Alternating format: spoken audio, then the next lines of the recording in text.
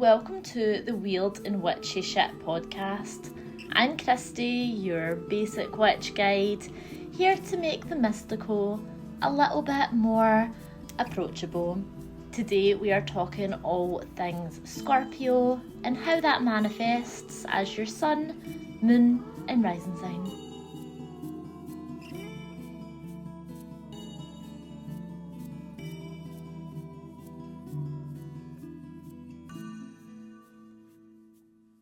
And just right on cue, of course, Bikini is here to join us, because as soon as I get the camera out or the microphone out, of course she has to come here. Bikini, come and sit nicely. Apologies if you find cat noises in the background distracting. She will not be tamed. And you know what? I don't want to tame her. So let's get on to talking about Scorpio. If you're with me in real time, we are just about to approach Scorpio season. So Scorpio is the 8th sign of the zodiac, with Scorpio season starting on October 23rd and ending on November 21st. And this sign is, of course, represented by the scorpion.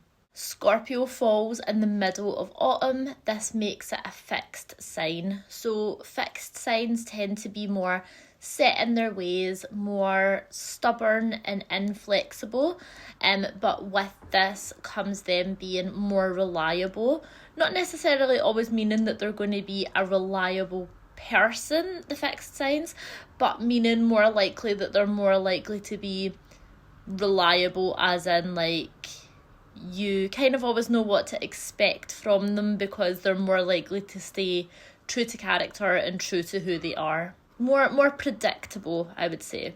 Scorpio rules over the 8th house in the astrological chart, and this is the house that's associated with death, rebirth, transformation, mysteries, inheritance, sex and intimacy. I do find the 8th house quite complex because I feel like it deals with quite a broad range of topics. Like a lot of things could fall into the 8th house. So it kind of often links back to, in my opinion, previous lifetimes or things that our souls are working through on a deeper level. So this can be deep karmic cycles that we're in. So with this being the house of inheritance, this can mean things like money or things that you literally inherit from somebody once they die. But it can also be things that you have inherited from past lifetimes or from your family and your ancestors, like your thought patterns, trauma, addiction, all this like really fun stuff that we're really thankful to our families for. The 8th house isn't the most enjoyable house in the world to hang out in. If my friend lived in the 8th house and she was like, let's get dinner at mine, I'd be like, maybe, let's get dinner. Not there. Not at your house, no offence. But the 8th house is, of course, a very necessary energy to have, because without this kind of like darker, almost like heavier energy, we wouldn't be moved to transform ourselves.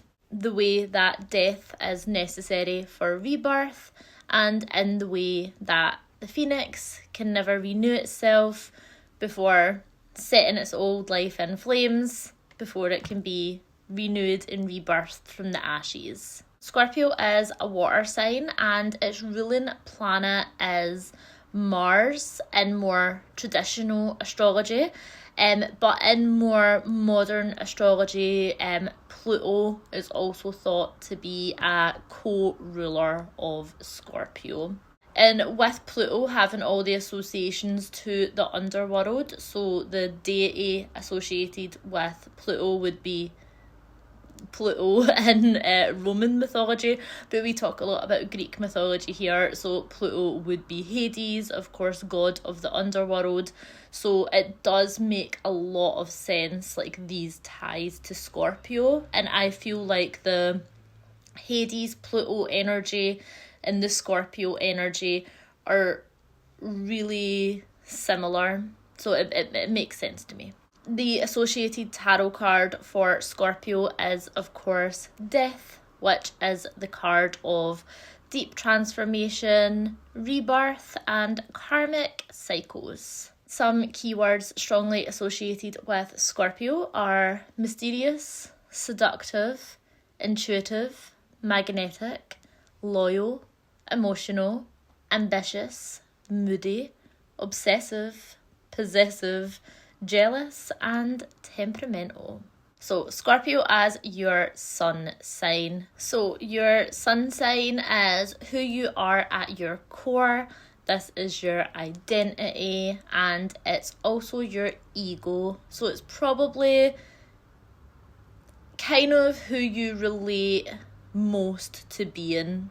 It's probably like a big part of yourself. If someone has Scorpio as their sun sign, that means that they were born between October 23rd and November 21st. So Scorpios are typically deep thinkers, deep feelers with a lot of emotional depth to them. They might come off as kind of like dark and brooding.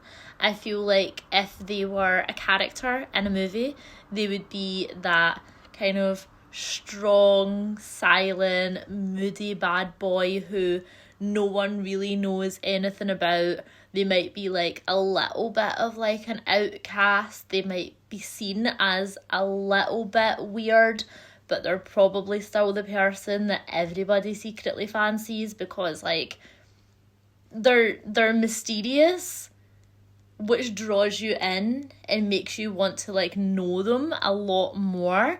But they're like also they're just very attractive. Like there's honestly like no two ways about it. Like people with kind of strong Scorpio placements are always like very, very magnetic, but moody bastards. I must say, like the mood swings of a Scorpio, guys. As alluring as a Scorpio can be, they can be often seen as quite intimidating. This can be either because of this kind of like darker energy that they've got going on around them, or because of their extreme intensity.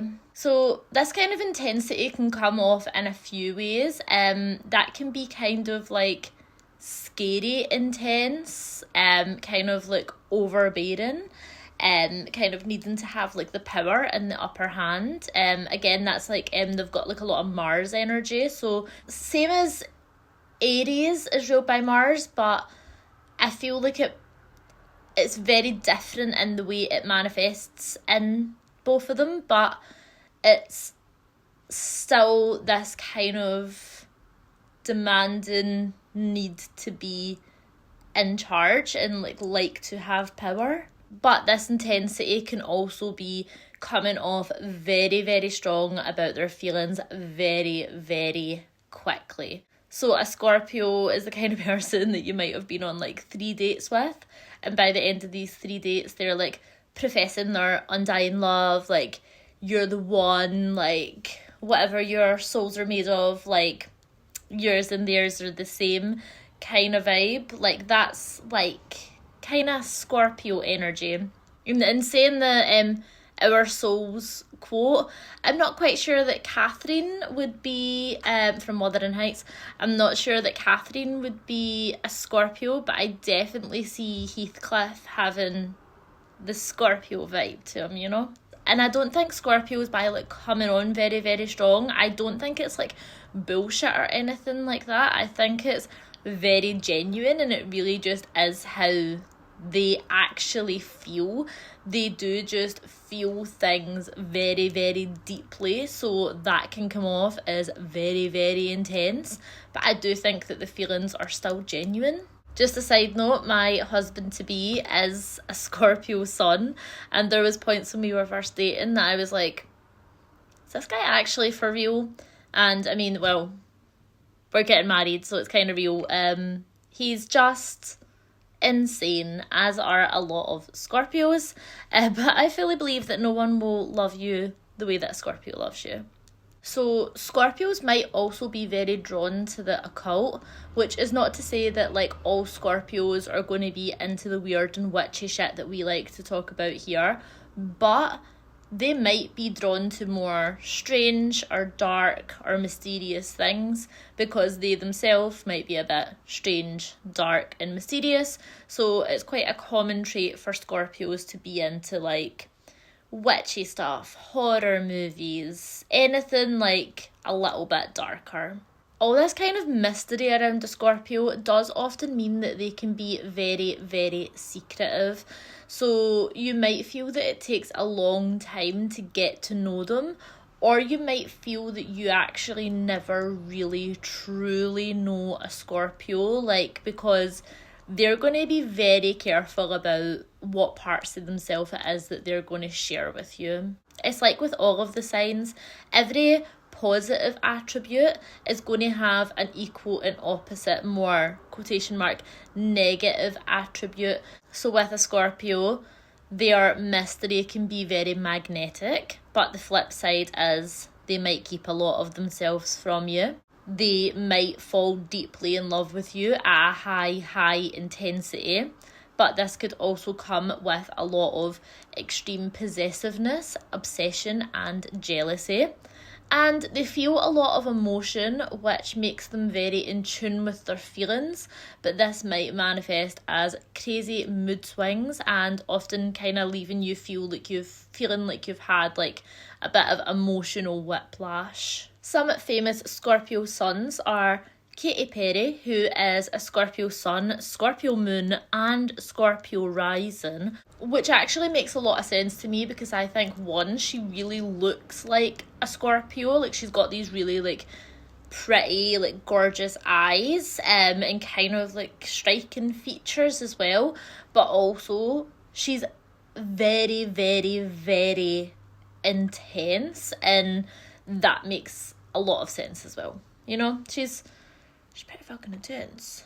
Leonardo DiCaprio, Margaret Qualley and Demi Moore, which, did anybody see The Substance? Because honestly, what a weird movie. That one of actually the best horror kind of movies I've seen in a while, and body horror's not normally my favourite kind of horror genre, but like that fucked me up. I was actually thinking about that movie for days. It was like one of the best movies I've seen in a long time.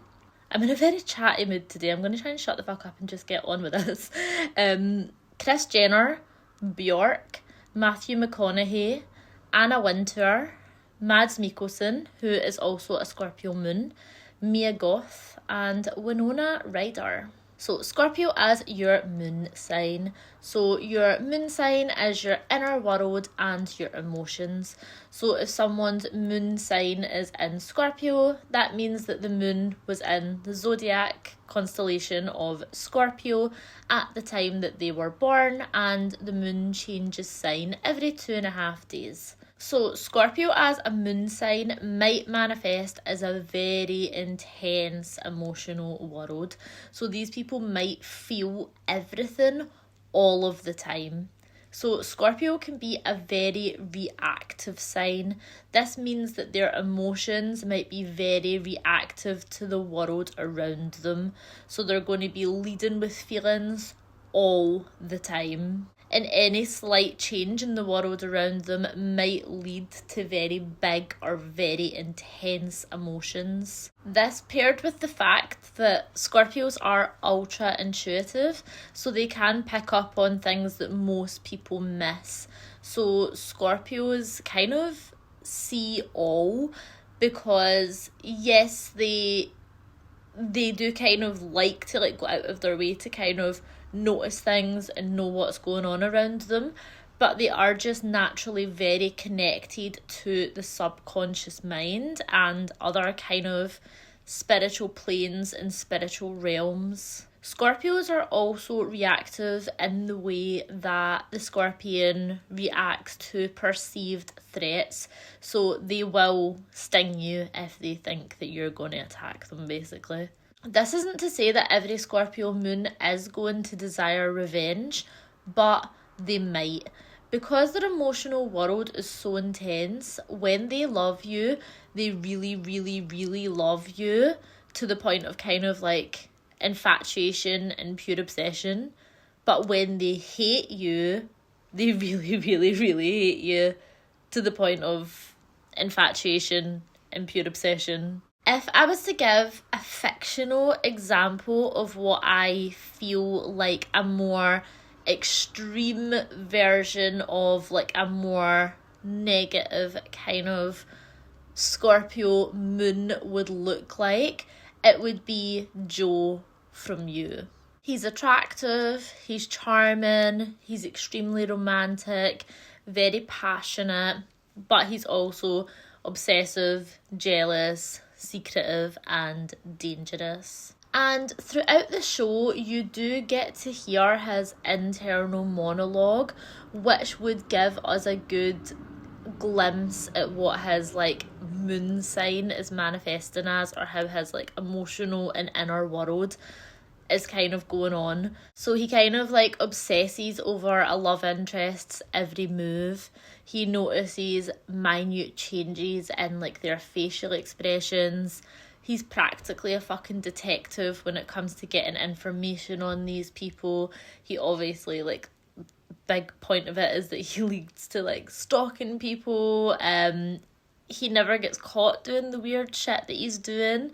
And because he's, like, charismatic and romantic and very enticing, he gets away with a lot of stuff as well.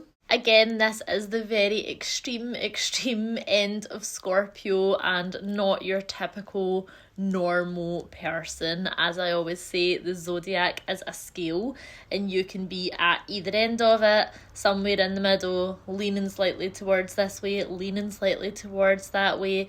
So, you know, I'm just not saying that all like Scorpio moons are going to be like stalkers and serial killers. I mean, maybe some of you are.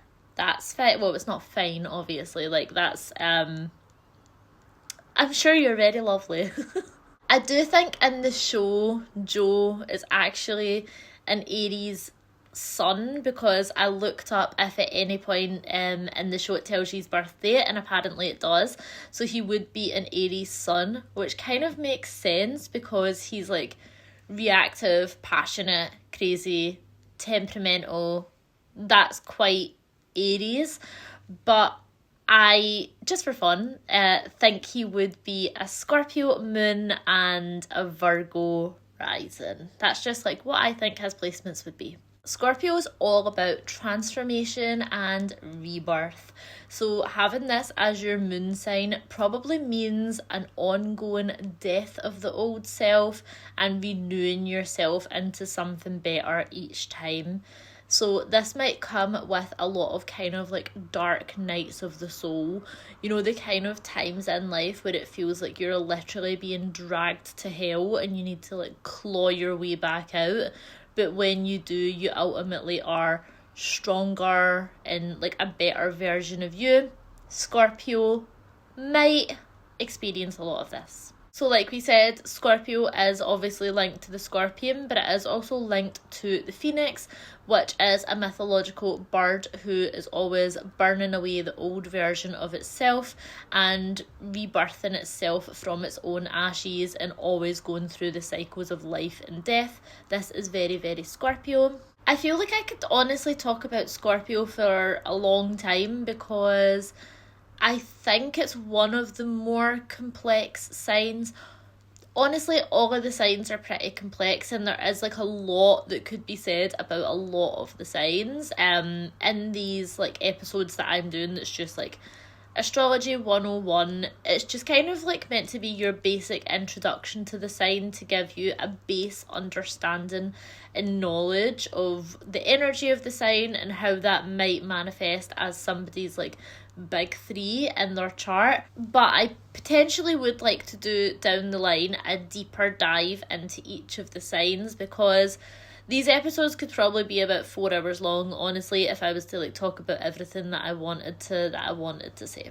But Scorpio in particular is very complex because on one hand you have this like deep unknown mystery that's like a bit dark, but then you also have this deeply loving, deeply caring, loyal sign that loves harder and is probably more devoted and loyal to the people they care about than most anyone. Like, so it's very, Scorpios are very tricky. They're very like paradoxical as well, so you kind of like never really know what you're going to get with a Scorpio, which makes them a lot of fun. So some famous Scorpio moons are Margot Robbie, Lady Gaga, Will Smith, Lucy Hale, Taylor Momsen, Alan Rickman, Kate Moss, and Ryan Reynolds, who is also a Scorpio sun, and Penn Badgley.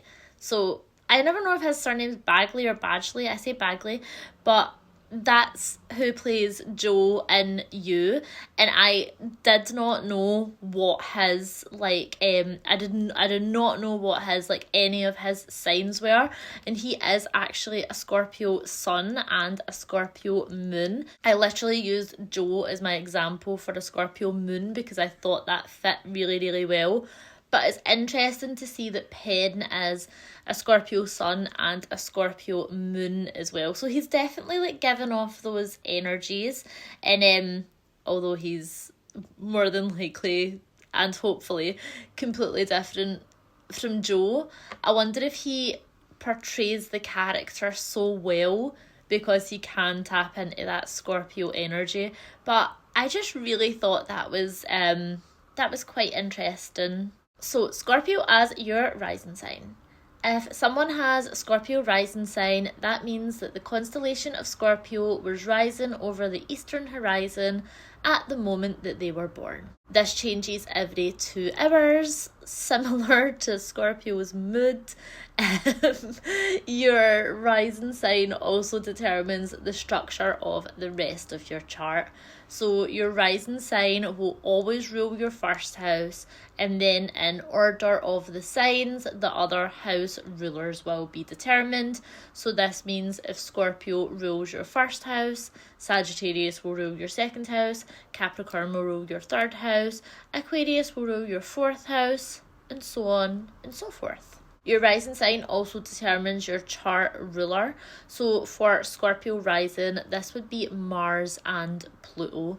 So the strong-willed, fiery energy of Mars paired with the darker depths of Pluto probably play a big role in this person's chart. So we've spoke a lot about rising signs in these episodes prior, so I'm not going to drag on too much about my opinions of the rising sign, but general overview of the rising sign is that it can be considered to mark the point that your the spiritual you and the physical you met. So the moment you were born, your soul and your body were joined together and you became you. So for this reason, some consider the rising sign to determine somebody's fate or their destiny, or the reason that they're here on this earthly plane. And it's also considered to be the mask that you show to the world, so your literal physical body, but also maybe your personality and who you decide to show up as in the world, like in public, like how people would describe you. Again, check out the other Astrology 101 episodes. I've spoke a lot about my opinions on rising sign and how I find it to be quite complex and quite different for everybody. But I'm not going to harp on about that too much here. Rising signs, because they're connected to your fate and your destiny, are often thought to determine your life path or career, or just give insight into what might be like a good career for you. So for Scorpio, a common one that you'll hear is detective. This is obviously because you literally can't get anything past a Scorpio. They will see right through the bullshit, and like not only are they like very good detectives in the way that they're good at like finding things out, again they're probably going to be very good at picking up on body language and like subtle things that most people will miss. I also see Scorpio rising being drawn to careers that might be considered off-putting by some people. So something maybe like an undertaker, and I know that's like probably like a bit cliche to say for Scorpio, but the reason that I think that Scorpios would actually really thrive in this kind of environment is not just like, oh, Scorpio is like spooky and dead things are spooky. It's definitely not that at all.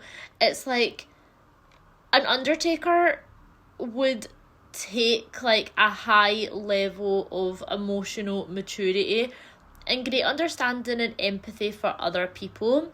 And I feel that Scorpio would be able to relate to and support people's pain when it came to grief and handling big topics like that. So even things like a grief counsellor or a counsellor or therapist in general, I feel like would be good for Scorpio. And this would also allow them to kind of deep dive into the psyche of other people, which I feel they would love doing. I also feel like anything kind of research related is going to be great for a Scorpio, something that involves a lot of study and a lot of analysing as well. Like we said, Scorpio might be drawn to occult practices, so anything related to the occult or spirituality might be like a good career choice for a Scorpio. So this could be things like a tarot reader, a psychic, a medium, a psychopomp, things like that. When it comes to a Scorpio's outward appearance, Scorpios, I find, always have really gorgeous eyes. Like, their eyes are kind of hypnotic and captivating. And I don't always just think that Scorpio risings. I think if somebody's got like a lot of Scorpio in their chart, you can kind of notice this. They've always just got nice eyes. Again, they're probably going to be very magnetic and very attractive, but they might have like unapproachable vibes to them. So I guess not like, maybe not resting bitch face, but resting moany bastard face. But even though they're going to maybe have this like kind of like furrowed brow and like appear a bit moody and unapproachable, you're probably still going to fancy them anyway. And Scorpio risings might look striking in a way that seems quite intense. And I don't really know how to describe it other than that. Like, other signs are striking in a way like, for instance, Libra. Libra's striking in a way where they kind of look like a supermodel. Like, they're very, like, beautiful looking. But Scorpio's more likely to be striking in an intense way, and I can't, I guess when I give like Scorpio rising examples, you'll maybe know what I'm talking about. Lana Del Rey, River Phoenix, Betty Davis, Nicole Kidman, Jim Carrey, Aretha Franklin, Diana Ross, Claudia Schiffer, Uri Geller, and Taylor Swift. If you are like me, a huge Swiftie, I actually did do a deep dive into Taylor Swift's big three. So I spoke about her Sagittarius sun, her Cancer moon, and her Scorpio rising, and how I feel that kind of shows up in her life and in her music and in her career. So if you're interested in that, do check that out. I will link that if I remember, but I always say I'll link things and I never ever do. And for now, that's all I have to say. If you've enjoyed this episode, please help support me by either liking the video if you're watching the video, leaving a review if you're listening over on podcast platforms, comment, subscribe, do whatever, join the coven. Thank you so much for watching or listening, and I'll see you in the next one. Bye!